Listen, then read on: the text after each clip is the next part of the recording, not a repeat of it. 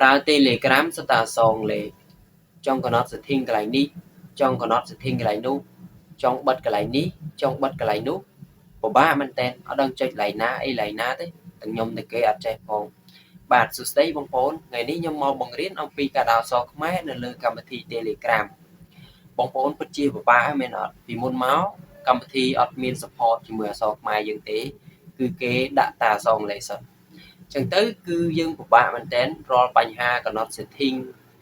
ចង់បិទកន្លែងនេះចង់បើកកន្លែងនោះមានបញ្ហានេះបញ្ហានោះយើងអត់ដឹងចុចកន្លែងណាទេព្រោះយើងចេះតែខ្មែរអង់គ្លេសចេះផងបើសម្រាប់បងគាត់ចេះអង់គ្លេសគាត់មានតែស្អីតែសម្រាប់យើងអត់ចេះអញ្ចឹងពិបាកមែនតើអញ្ចឹងថ្ងៃនេះខ្ញុំមកបង្រៀនលម្អិតអំពីការដាក់អក្សរខ្មែរនៅលើកម្មវិធី Telegram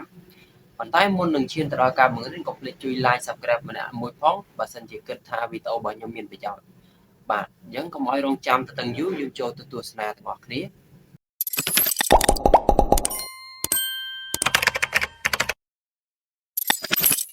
បាទអញ្ចឹងជាដំបូងបងប្អូនធ្វើការចូលមកក្នុង Google Chrome មក Google Chrome ហ្នឹងបងប្អូនពិតជាស្គាល់ហើយដោយសារតែកម្មវិធីមួយហ្នឹងគឺជាកម្មវិធីសម្រាប់ដែលយើងសយរកអ្វីៗផ្សេង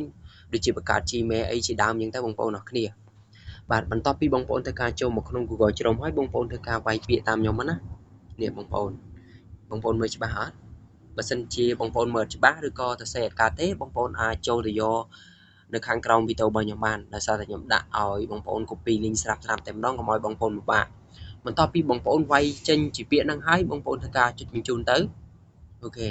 បន្តមកបងប្អូនកលេចមើលណាកលេចមើល Telegram បដូរភាសាទៅជាខ្មែរ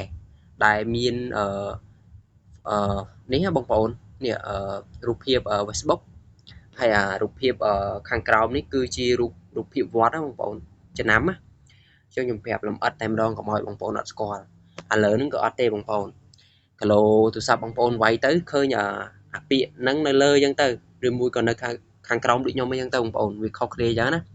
តែបើសិនជាបងប្អូនឲ្យស្រួលចំណាំទេបងប្អូននេះមានរូប Facebook ហ្នឹងហើយរូបភាពខាងក្រោមគឺវត្តបន្តមកបងប្អូនធ្វើការចុចចូលមកណាអូខេបងប្អូនចុចចូលមកអូខេបន្ទាប់ពីបងប្អូនចុចចូលហើយគឺវាចេញមកបែបហ្នឹងហើយបងប្អូនអញ្ចឹងទៅបងប្អូនឃើញ link មួយនៅខាងក្រោមហ្នឹងនេះខាងក្រោមអក្សរចំណងជើងគេហ្នឹងពណ៌ខៀវហ្នឹងបងប្អូនធ្វើការចុចចំ link មកហ្នឹងមកបងប្អូនចុចមកណាអូខេបន្ទាប់ពីបងប្អូនចុចមកគឺវា load ចេះវា load អញ្ចឹងបងប្អូនចុចយល់ព្រមណាមិនបាច់ចុចការកំណត់ទេបងប្អូនចុចយល់ព្រមមកអូខេបន្តមកបងប្អូនចូលទៅមើល setting របស់យើងអូខេឃើញអត់បងប្អូនគ្រាន់តែចុចប៉ុណ្ណឹងមកបងប្អូនឃើញអក្សរខ្មែរដោយអូតូមកបងប្អូនអរគ្នាអញ្ចឹងបងប្អូនចង់កំណត់អីចង់ធ្វើអីគឺងាយស្រួលមែនតើបងប្អូនចុចទៅគឺអត់មានអីពិបាកទេនេះចង់បិទកន្លែងណាចង់បើកកន្លែងណាអីគឺវាធ្វើដោយខ្លួនឯងប្រហែលបងប្អូនអរគ្នាមិនបាច់ចាំគ្រាន់តែយើងចង់បិទកន្លែងនេះចូលទៅមើលវីដេអូគេចង់បើកកន្លែងនោះចូលទៅមើលវីដេអូគេហត់ណាបងប្អូនអរគ្នាអញ្ចឹងបើសិនជាវីដេអូរបស់ខ្ញុំមានប្រយោជន៍កុំភ្លេចជួយ like subscribe ម្នាក់មួយផងដើម្បីខ្ញុំមានកម្លាំងចិត្ត upload វីដេអូបន្តតទៀតអរគុណច្រើនសម្រាប់ការទស្សនាវីដេអូរបស់ខ្ញុំ